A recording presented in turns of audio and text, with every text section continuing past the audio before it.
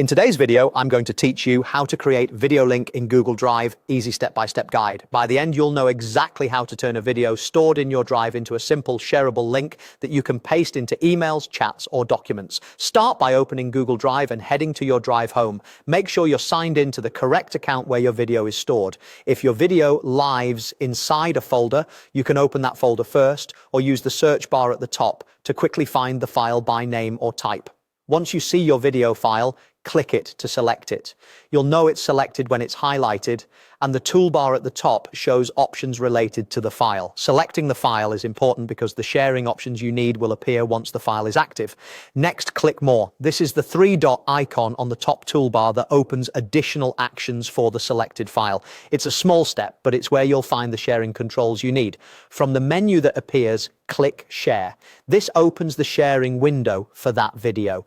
If you also see a share option inside the preview or a second share button in the flow, go ahead and click it to continue into the sharing settings. In the sharing window, look for the section labeled General Access. By default, it often shows restricted, which means only people you explicitly add can open the file. Click Restricted to change the access level. Choose anyone with the link. This setting creates a link that anyone can open as long as they have the URL. It's ideal when you want quick, frictionless viewing without managing individual permissions. Keep in mind that your organization's policies may affect who can access links.